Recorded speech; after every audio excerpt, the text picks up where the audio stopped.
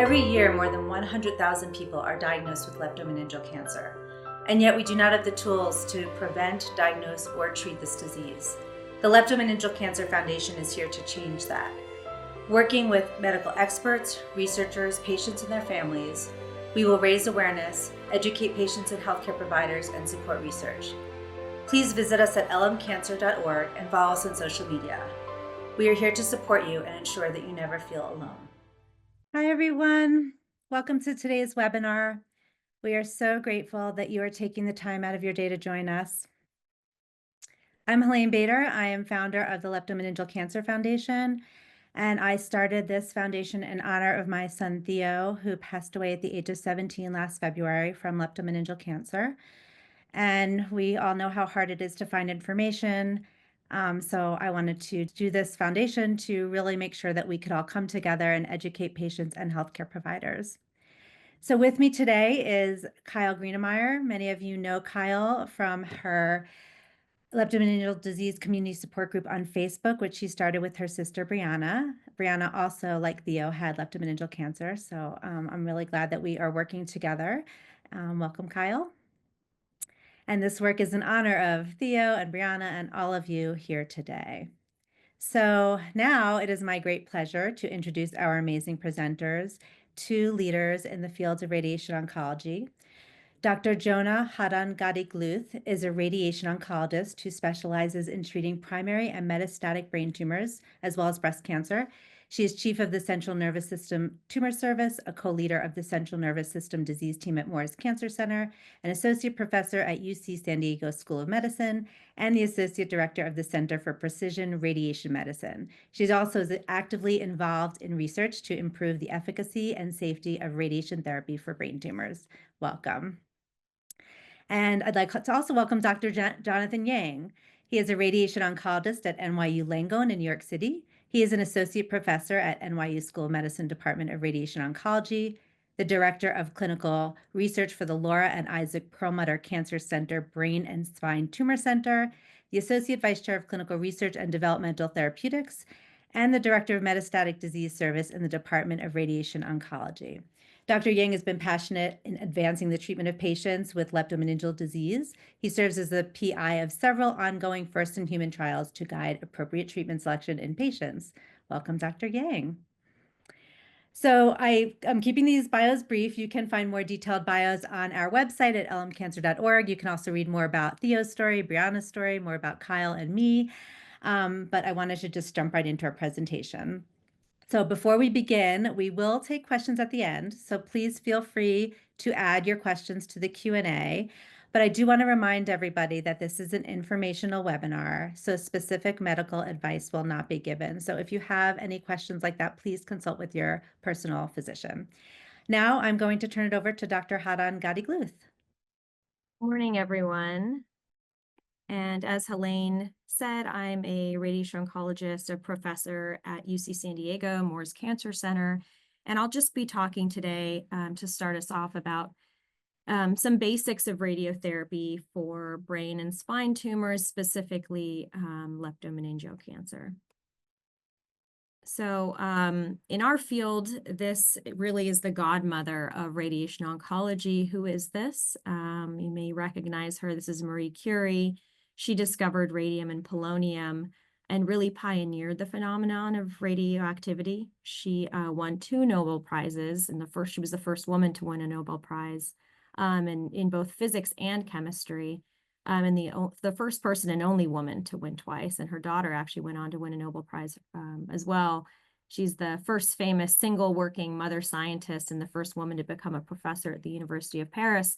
And together with her husband, Pierre, who is also a scientist, they discovered that tumor-forming cells were destroyed faster than healthy cells when exposed to radium. And it's really this that is the foundation of how we use radiation therapy to treat tumors and cancer. With respect to radiation therapy, nearly all patients who are diagnosed with brain and spine tumors will at some point need radiation, both for primary therapy, and when we say primary therapy, that's typically for a curative treatment for a patient's tumor, or for palliative therapy. And a palliative therapy means to provide some relief of pain or symptoms. And radiation oncology is one of the 3 pillars of cancer therapy. So when we think about leptomeningeal cancer or brain and spine tumors, we think about neurosurgery, so that's resection, systemic therapy, which includes, chemotherapy as well as potentially intrathecal therapy, and then radiation therapy, which Dr. Yang and I will be focused on today. So how does radiation therapy actually work? Well, radiotherapy typically, when we're talking about leptomeningeal cancer, is delivered from an external source. So basically, we're delivering ionizing radiation to a patient's body to a specific volume, and all of this is individualized to the patient. So radiation oncologists are precision medicine experts. So they design the treatment and treatment field based on the patient's disease, based on their extent of disease, based on their anatomy, based on the type of tumor they have. And essentially, we use imaging to map exactly where we want to treat. And so a basic schema of this is, if you can see the tumor, we treat that, as well as any areas where the tumor could have spread to. And then we have an additional volume around that is accounting for any possible movement or setup errors or motion. And all of that is incorporated into the treatment planning. We have a team of medical dosimetrists and medical physicists who work with the radiation oncologist to come up with the treatment plan. And then the treatment plan is delivered on a treatment machine, some of which may kind of resemble maybe a CT scanner you might have seen in the past. So what is ionizing radiation? Well, it's part of the electromagnetic spectrum of energy. So in terms of the spectrum here, here's visible light and UV rays, and beyond that into ionizing radiation, which is what we use for therapeutic radiation, is X-rays, gamma rays. So in terms of therapeutic radiation therapy that a patient would receive who has cancer, typically this is delivered with typically with photons, which are X-rays. They have energy but no mass or charge. And what happens is these photons interact with matter or tissue in the body, and ultimately that causes the production of free radicals or oxidants, which then cause DNA damage. And that DNA damage is what we're intending to cause within the tumor cells. There are other particles and sources as well that we use in radiation therapy. So for example, electron therapy is used for treating surface tissues. So for example, we use this very commonly in skin cancers and sometimes in breast cancer. There's also heavy particles, for example, proton therapy, which you'll hear a little bit more about in this presentation, neutron therapy, which is more rare. And these types of therapies are at specific centers. And then there's also something called brachytherapy, which is where we implant a radioactive isotope within a certain tissue. So for example, in cervical cancer, and even in brain tumors, we can actually implant radiation therapy into a tumor or in a tumor bed after a resection and deliver radiotherapy that way. So here's just an example of what happens when a patient's lying there on the treatment machine. What's happening at the level of the machine? There's these leaves that actually come in and out and shape the radiation delivery to a patient's tumor. So you can see in this video a simulation of that. So the machine is moving around. And this is just one example of what the machine may look like. There's a lot of different technological advances and different types of machines, but this is just an example of how the radiation is shaped to the patient's tumor, again, designed by the radiation oncologist and the team. And here's an example of how that might look as a patient. So for example, this patient has an abdominal tumor. They're lying on the table. And in this simulation, you can see that while the patient isn't really moving, the machine is moving around. And there are therapists at a console in a separate room who are watching, imaging, and making sure everything is going okay.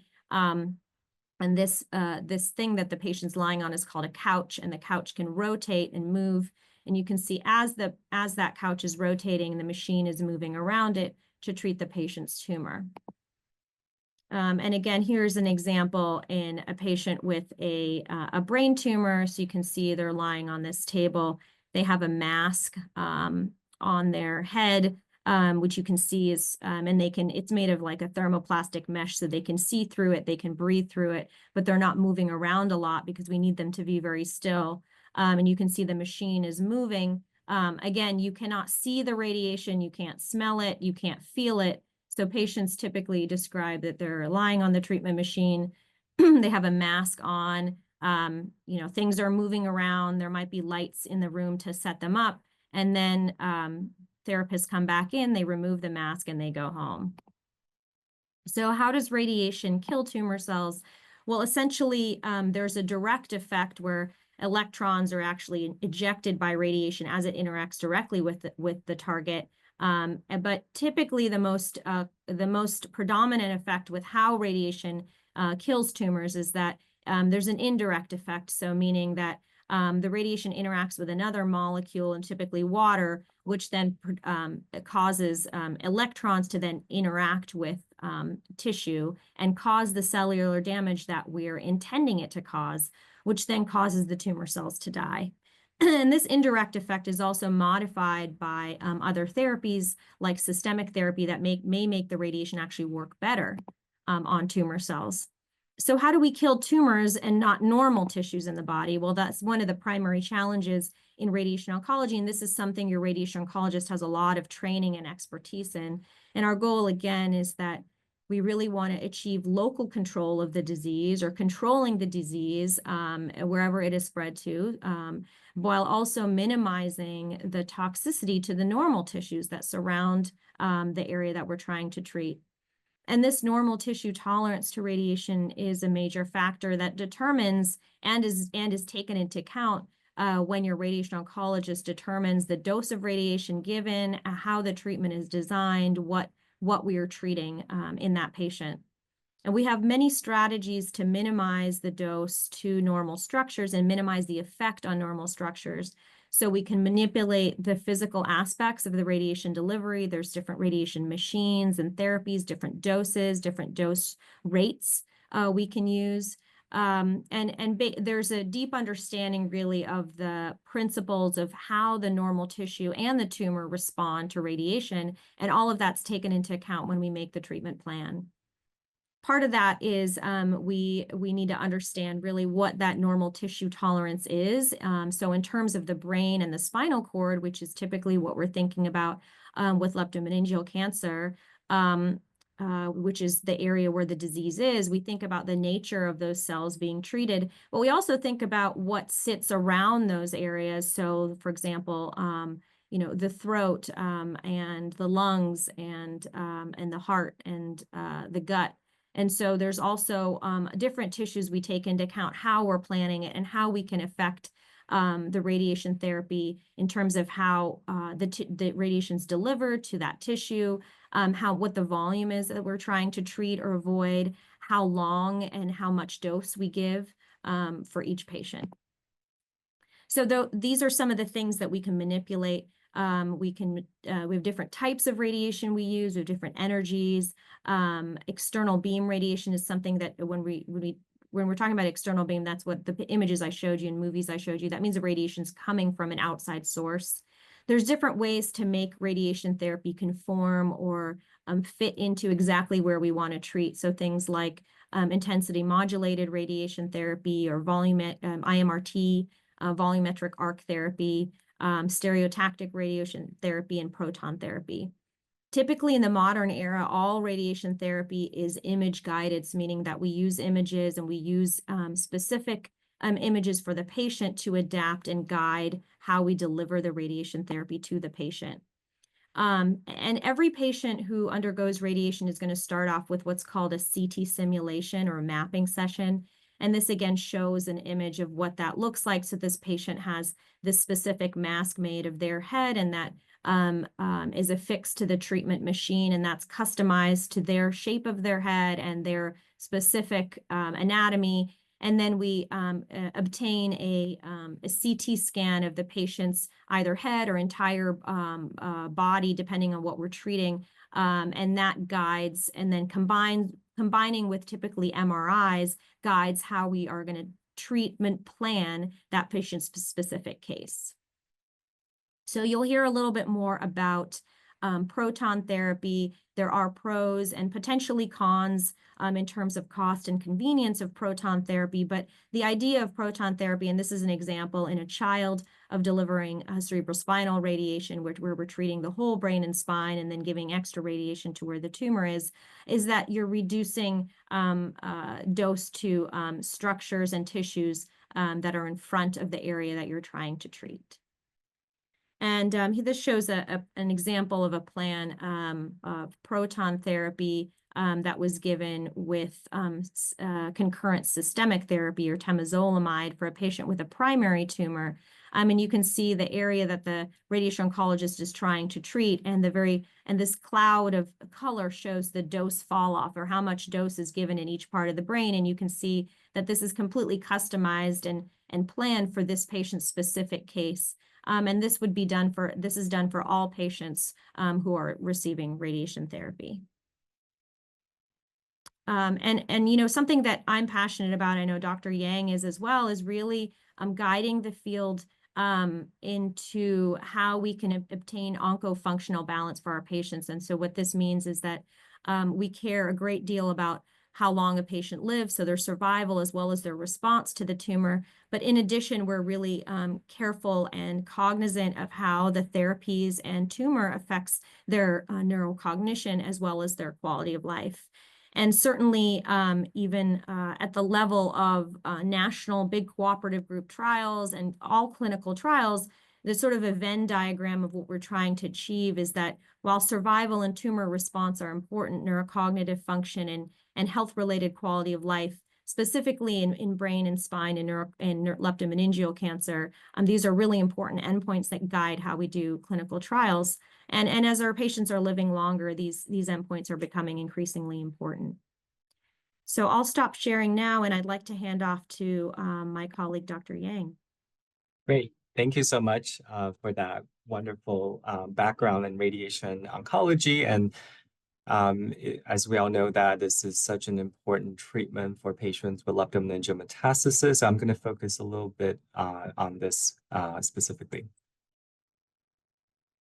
My disclosures. So the role of radiation therapy in patients with leptomeningeal metastasis is well defined in the NCCN guidelines, actually. You can see here that for patients with leptomeningeal metastasis, in general, radiation therapy can provide a palliative role for patients, regardless of how they're feeling in terms of their good risk status or poor risk status. And I'll go into this a little bit more as I talk about how do we make that decision of when to integrate radiation therapy in patients' disease course. So before we get into that, there are many things that we think about as radiation oncologists, and here are some of the questions that when we see a patient in clinic, that we will start thinking whether radiation therapy is appropriate for the patient.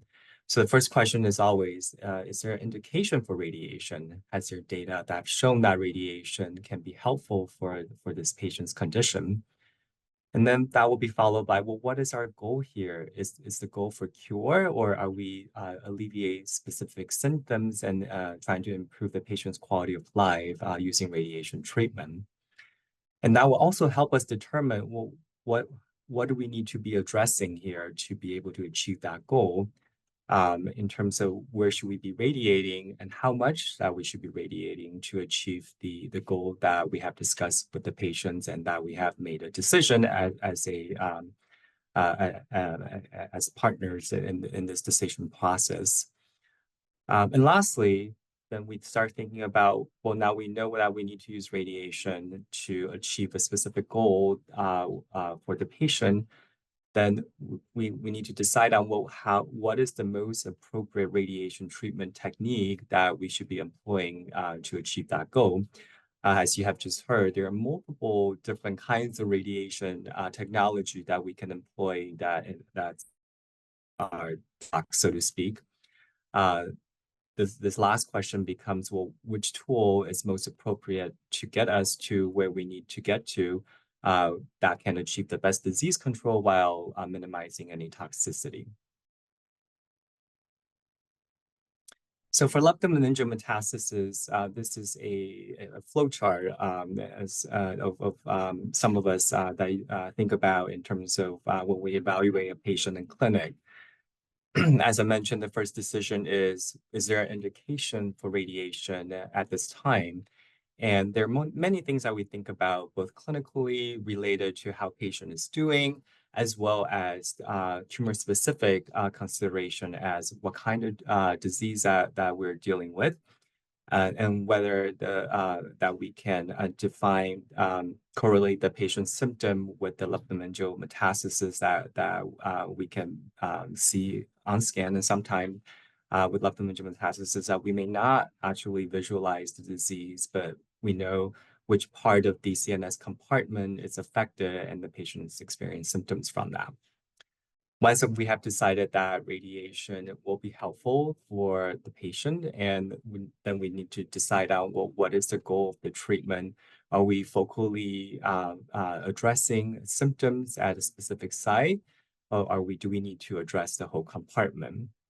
And once that decision is made with the patient, obviously, then we need to decide on what the target is. Do we need to treat where the symptom where the disease is causing the symptom, or do we need to apply radiation to the entire compartment? And that's through craniospinal radiation. And I do want to mention, I think this is one of the questions I have came up, is that these two treatments, they're not mutually exclusive, meaning that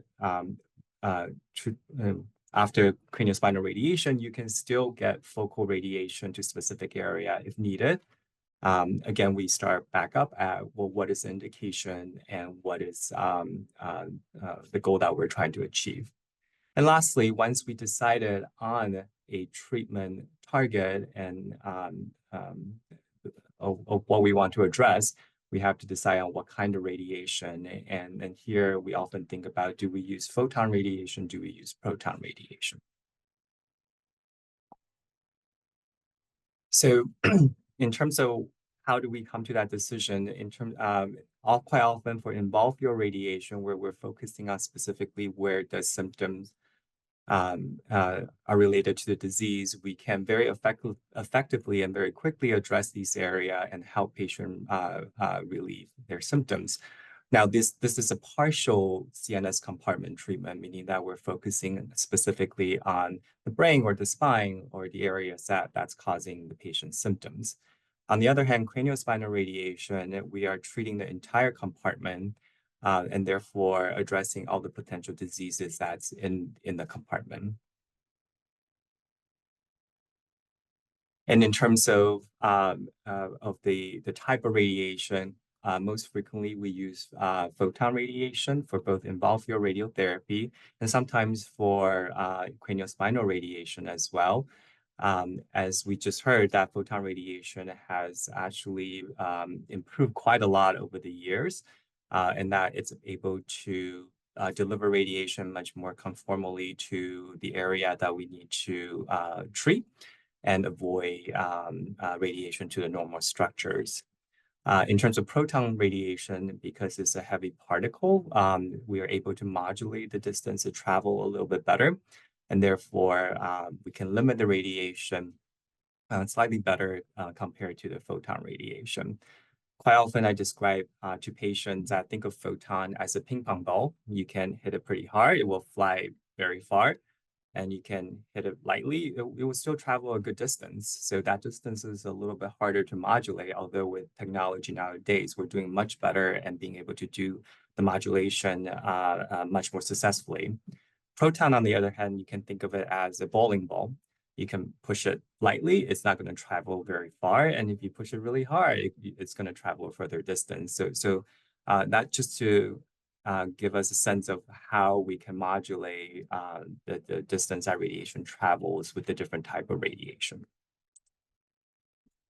So the difference between proton versus photon, I think can be described as once the photon energies is deposited and there's a slow drop off of the energy. So meaning that when we use photon radiation, the bulk of energy is delivered to where we need it to go, and then it will slowly come off as it continues to travel. While proton is able to deliver the radiation energy at a specific distance at the end of its range. So once the energy is delivered, and the radiation will drop off. I just want to show here to the right, this is a radiation proton craniospinal radiation plan.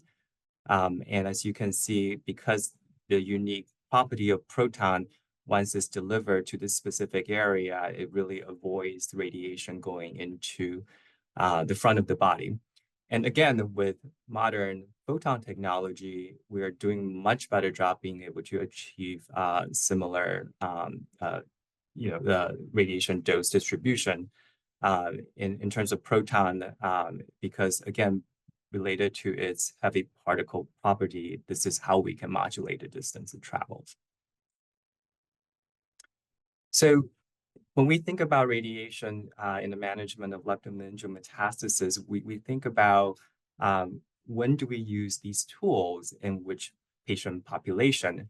For patient with NCCN, what we call good risk patient, meaning that they're doing well, they're feeling reasonably well, and they continue to get treatment for the systemic disease. We can think about clinical trials. And we can also think about using both the involved field radiation or craniospinal radiation.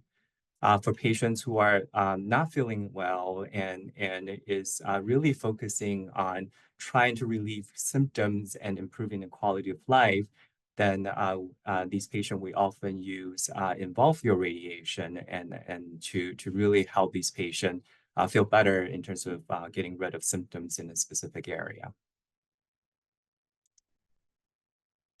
And I also just want to mention that this is a team effort. Radiation therapy is a local management. So what that means is that, again, we're very good at delivering radiation to specific areas that needs to be addressed. But quite often, as we all know, that leptomeningeal metastasis, it's part of a systemic disease issue, meaning that patient may have also active disease in the body. So quite often that we have to think about, well, how do we sequence the radiation? And that we need to also focus on getting the systemic disease under control.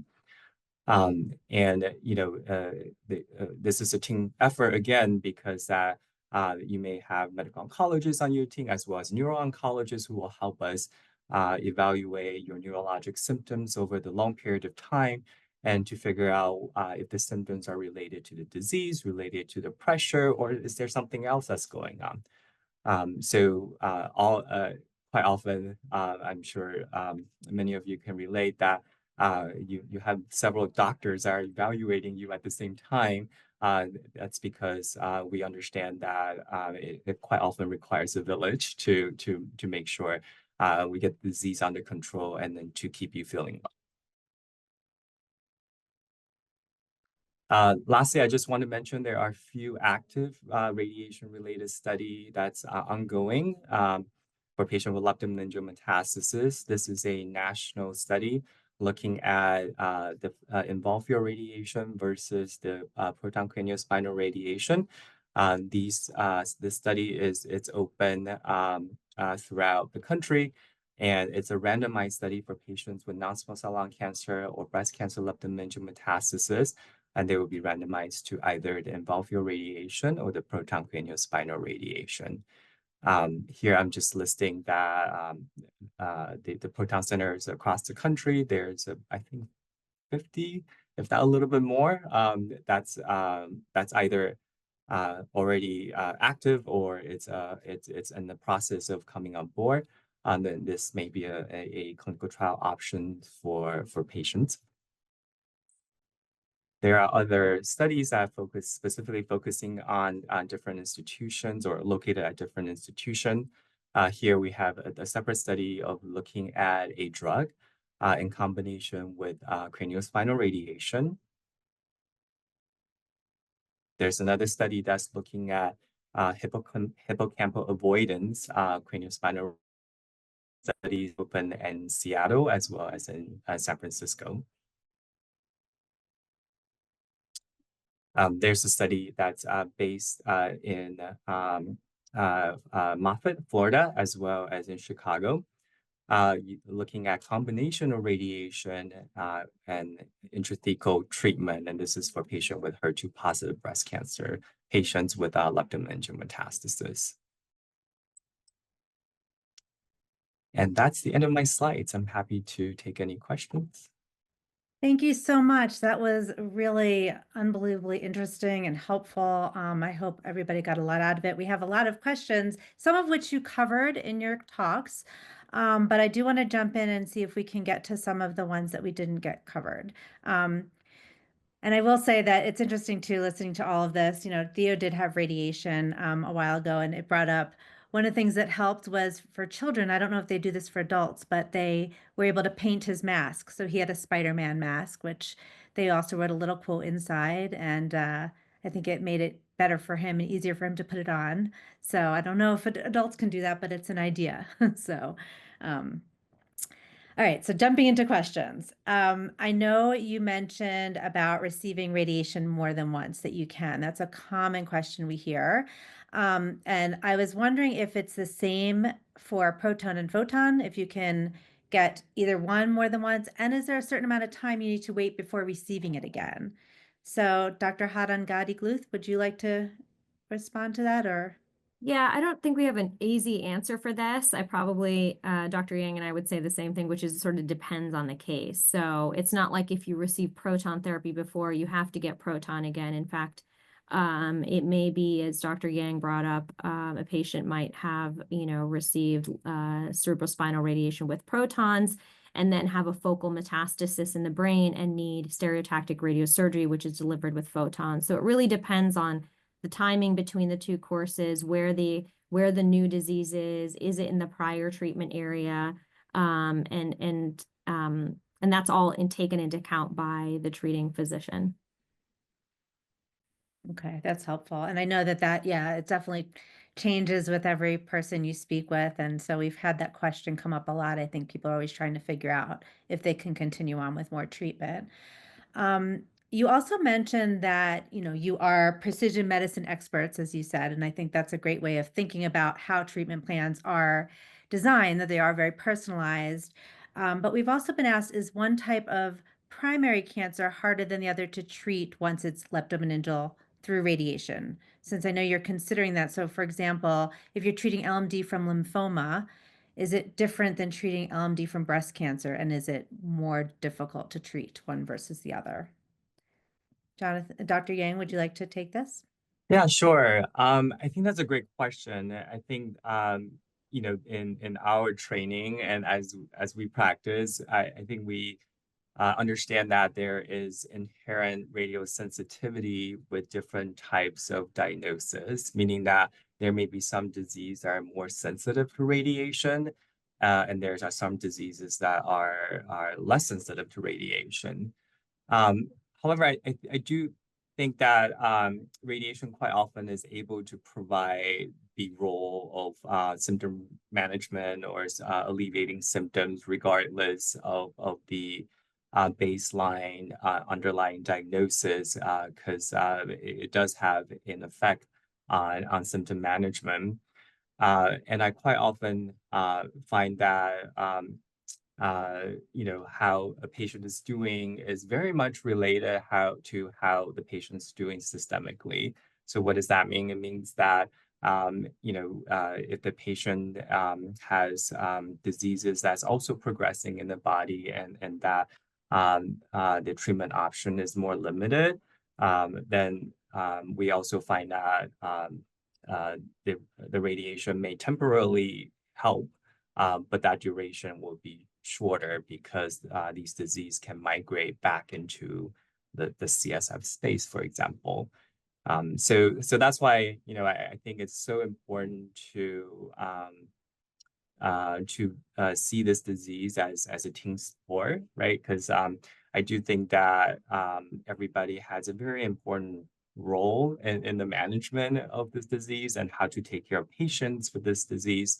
And that treatment of the body and the treatment of the CNS should not necessarily be viewed in isolation, and that we need to partner with each other to be able to produce the best results of both quality of life as well as disease control for our patients.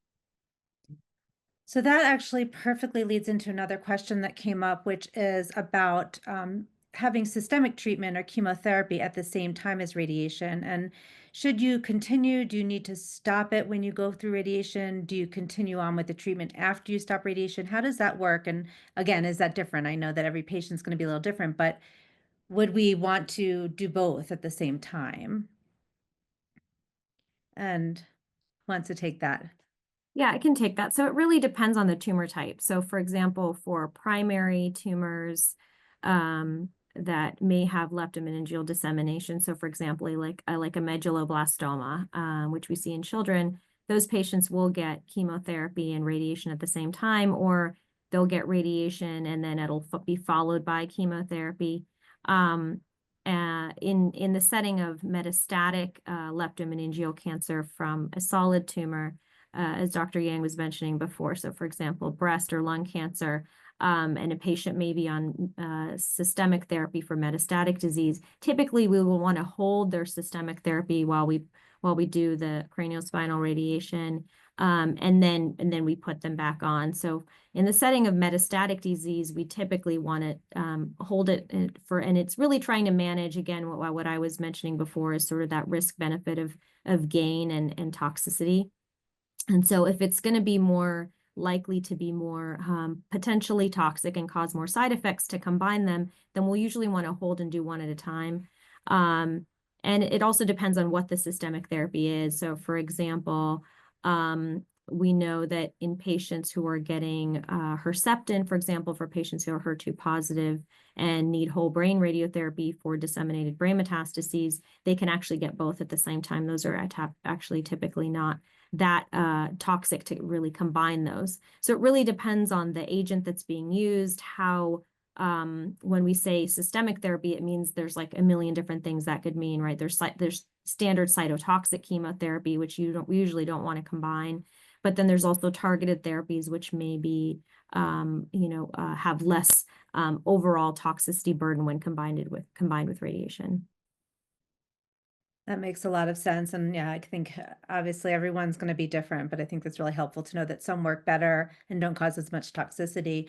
What about if a patient is stable on their treatment? So for example, they've been, they've been stable for a year or two from leptomeningeal.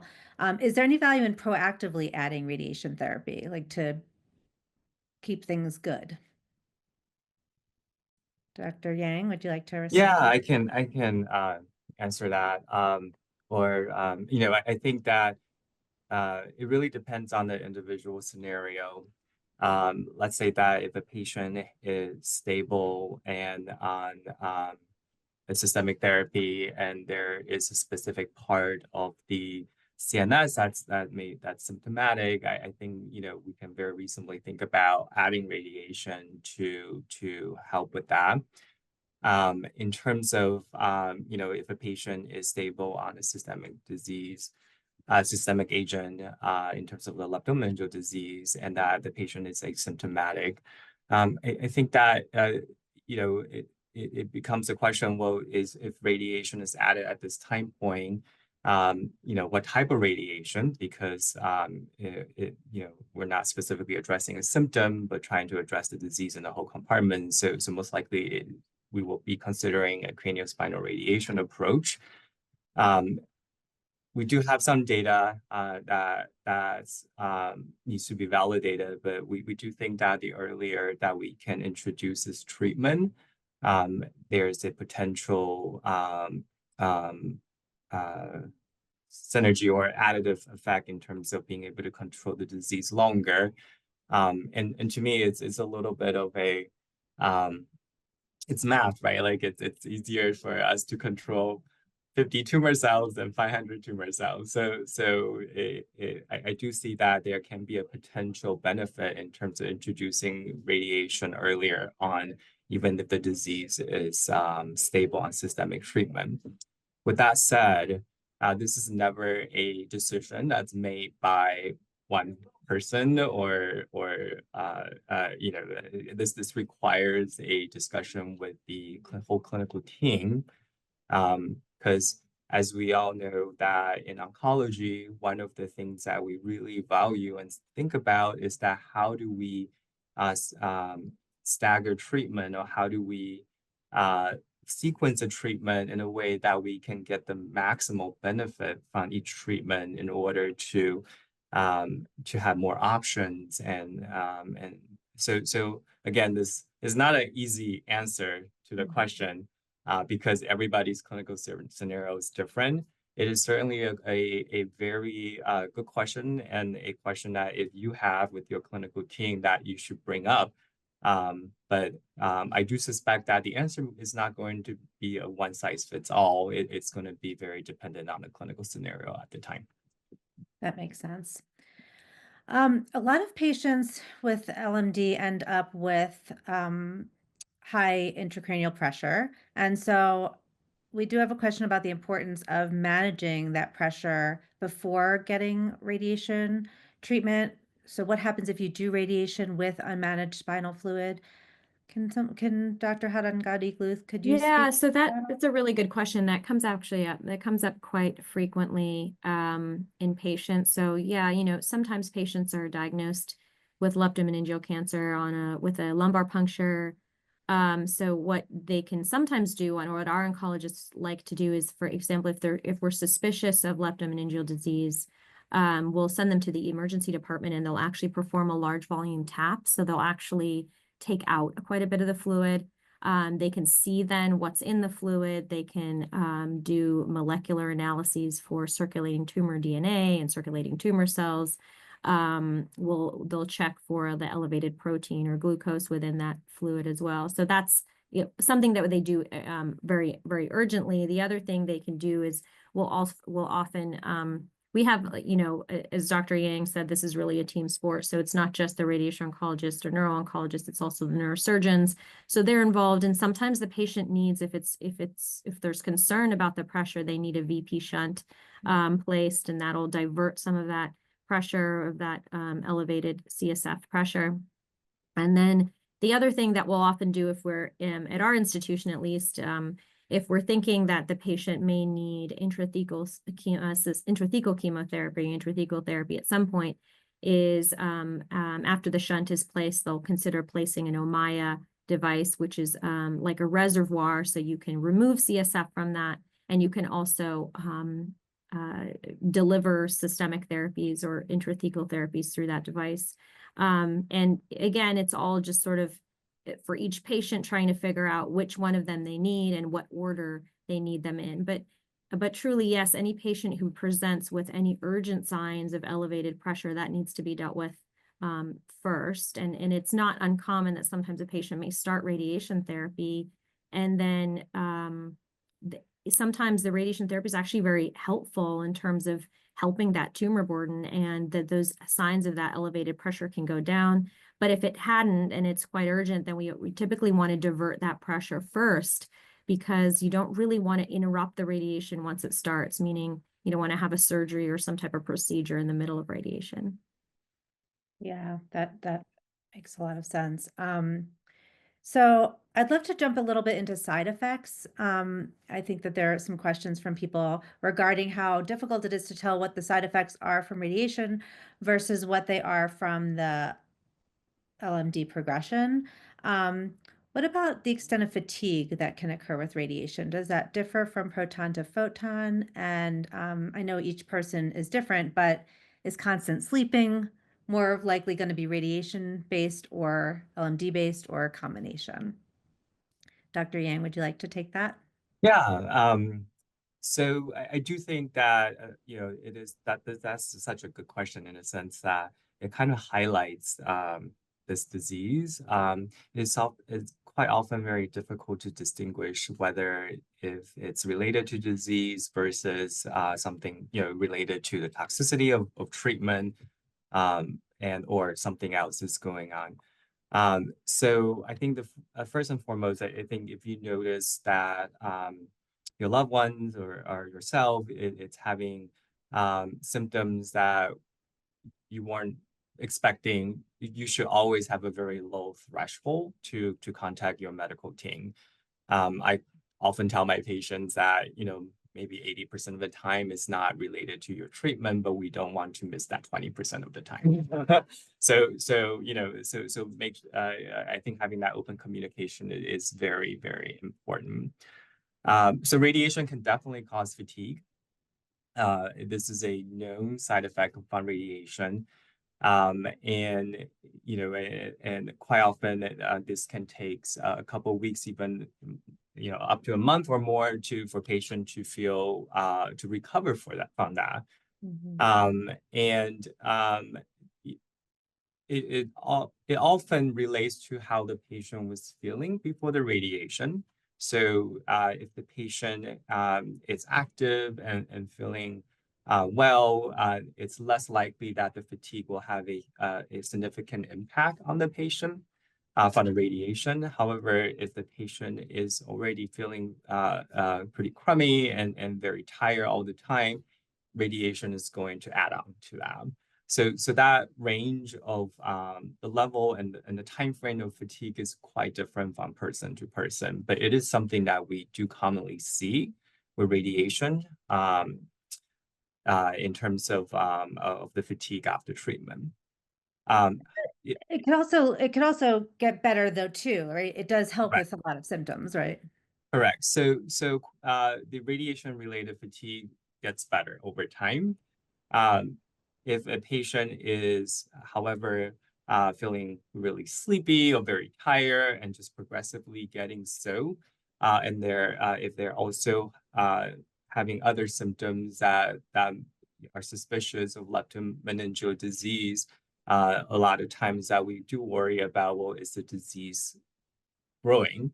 I would say that the most broad way of distinguishing maybe the trajectory of the sleepiness or the tiredness after treatment.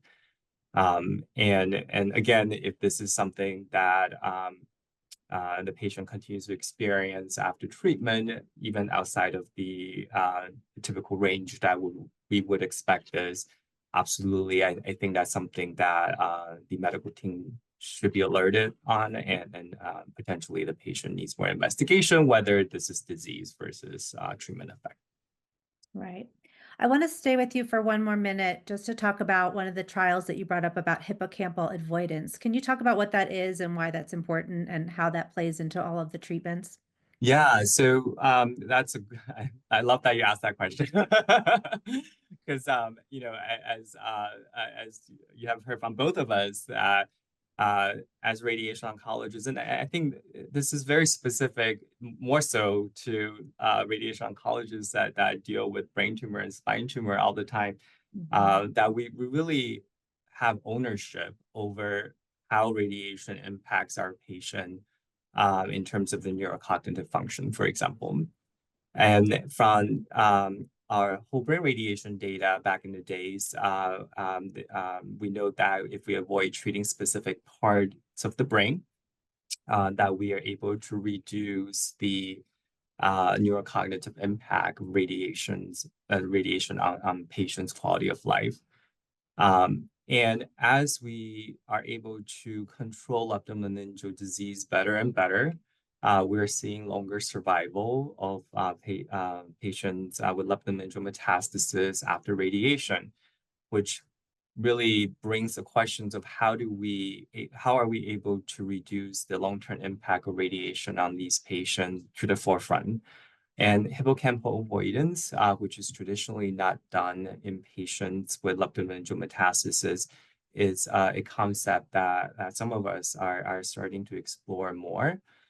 in select patients where we know that the radiation and systemic therapy, for example, can work together to have good CNS disease control, that these patients may benefit from this approach. I will also say that Dr. Hattangadi-Gluth is actually she's at the forefront of all this. She's her lab is specifically looking at how do we use precision radiation techniques, as she mentioned earlier, to make sure, again, that our patients are not only living longer, but they're living better. So she may be able to add to this conversation more. Would you like to add anything, Dr. Yeah, Hattangadi? no, I think Dr. Yang gave a great summary. I think that, typically it's something hippocampal avoidance or avoidance of specific regions of the brain that subserve cognitive processes is something we've done more with brain tumors. So, for metastatic brain disease or primary brain tumors, for example. With leptomeningeal cancer, the concept, right, is that it's sort of perfusing the entire brain space in terms of every little cleft and fold of the brain. So it's harder to really avoid, those areas. But I think that, what Dr. Yang was explaining is in that, there may be some patients for whom there's one area of the brain or one area of the spine, or for example, we'll see leptomeningeal cancer where while the lumbar puncture is positive, so we know there's positive cells, the highest burden of disease is often in and then we see this a lot in breast cancer, is the posterior fossa. So like the cerebellum, it's coating, the cerebellum. And so, the thought is that if with cerebrospinal radiation, if you're still treating the whole brain and you're still treating that posterior fossa where the most of the disease is, could you avoid select parts of the brain that we know to be important for preserving certain cognitive processes? And I think that's something that's definitely investigational, which is why it's being done on a trial. But I think it's great to think about, well, how do we move forward from standard approaches to CSI, which include whole brain radiation, to something that's potentially a little bit more cognizant of where the disease burden is the greatest and where the side effects might be somewhat avoidable. Absolutely. And as you mentioned before, we're always looking at quality of life as well. So if we can keep the quality of life higher and also make sure that we're, avoiding anything that's going to cause problems, that's what we want to do. As obviously we're extending life at the same time. We had one more side effect question that I am actually really curious about as well. But some people smell something during radiation. And is this common? And why is this? And I've also heard maybe taste, but there's that smell and taste that happens. And why does that happen? Dr. Yang? That's a great question. I love that question. As radiation is passing through a specific area of the brain, here, the olfactory area, I think I saw that question as well. If this patient has CSI, which means that area is covered in the radiation, it can excite the nerve in that area, and therefore some patient can smell different kinds of smell. And I have patients that can see flashing light during the radiation as it's been delivered as well. That is not uncommon, it's not harmful, but it can be distressing for patients. Some patients smell, I think, less pleasant smell. I had a patient who told me she smells lavender when it happened. So that's a nice smell, but it can happen, and it is not harmful. Okay, that's good to know. I think we have time for maybe one or two more questions. We do have a question about, is there a situation when you evaluate a patient and determine radiation is not an option or is past the point of benefit? And if so, what do you look for? So Dr. Hattangadi-Gluth, would you like to respond? Yeah, I mean, absolutely. I think, any physician that's treating a patient, including radiation oncology, you have to decide if the techniques and tools that you have are appropriate for that case. So, for example, it is, we don't treat every patient that we see. And part of the expertise that you're looking for, and I think Dr. Yang mentioned this in some of his earlier slides, was when is it appropriate to treat, and how so. So yeah, absolutely. It's something that would come down to the specific case, where we will maybe, offer the opinion that radiation, that the risks are not worth the benefit, the potential benefit, or that the likelihood of benefit is so small that we could be causing more harm than good. And so that is definitely something that comes down to the patient. And then, you know, that's essentially how we would approach that. But what we would try to do in a multidisciplinary context is help guide them to an alternative. So for example, you know, if the patient's already had radiation, and there's another therapy that may be potentially more appropriate that could be delivered by one of our colleagues, then that's where we would direct them. That's very helpful. I'm not sure if this question is something that you can answer or how this fits in, but someone asked about leptomeningeal enhancement being a result of radiation treatment rather than a result of cancer. Do either of you want to take that? Is that something? I mean, like enhancement on an MRI? Yeah. Yeah, I mean, typically after we do any radiation to the brain or spine, sometimes there could be a little bit of almost like treatment effect that we can see in the brain. It happens after surgery, it happens after radiation, and it's just a little bit of enhancement we see on an MRI. But that would again be the expertise of the neuroradiologist and the team to determine whether that enhancement is from the cancer versus from treatment effects. That's what I thought, but I wanted to just check in because it did come up. It's come up a few times. I think people are trying to understand if they do have leptomeningeal disease, and we know how hard it is to diagnose as well. So, And sometimes if you have leptomeningeal disease on the MRI, you know, we see these enhancement, and then you have radiation. It's not unusual. We can see an earlier flare, meaning that the enhancement will be brighter, and right after radiation. You know, I often tell patients, don't just read the report. Make sure you talk with your clinical team and see what is going on. So you know, you don't get too alarmed. Obviously, if there's disease that's getting worse and you have symptoms that's it's likely the enhancements could be related to disease. However, it is not unusual after radiation. We can see the enhancement getting worse first before it gets better. yeah. Okay, well, we are out of time for questions, but I'd love in our last few minutes, I'd like to bring Kyle back in, and I want to also hear from the two doctors if you have any final tips or thoughts or sentiments for our audience. So, Dr. Hattangadi-Gluth, would you like to give any final words?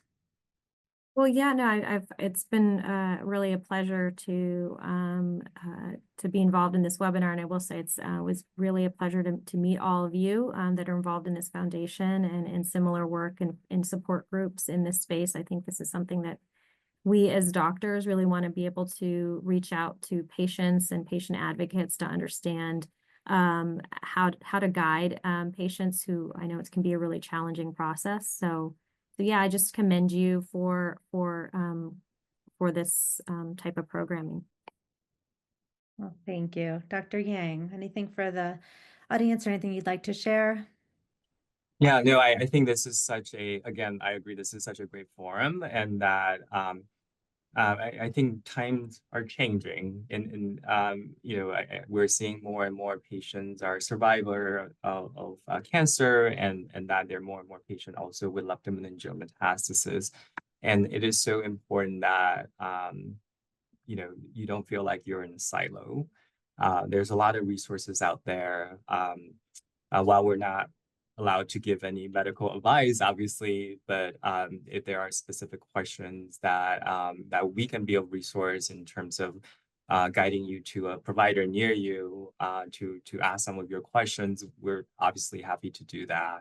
I think that in the past, leptomeningeal metastasis has always felt to be something that's more hidden and that we don't talk a lot about, but only through talking about it, we can make it, you know, we can change its disease course and make patients better.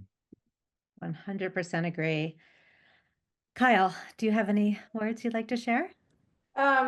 Basically what I would like to say is, from running the support group for so many years, our goal is to have frank discussions. It's a hard discussion, but it's to educate people, patients, caregivers, move that bar out to extend life, better quality of life, to get them to advocate for themselves, educate the medical community.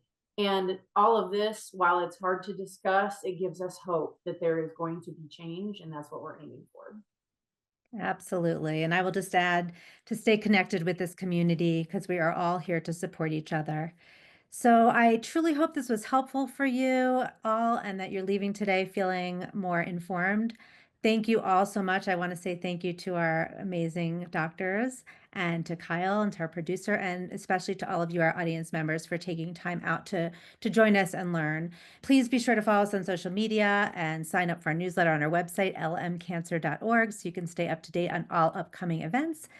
Thank you again, everyone, and have a lovely day.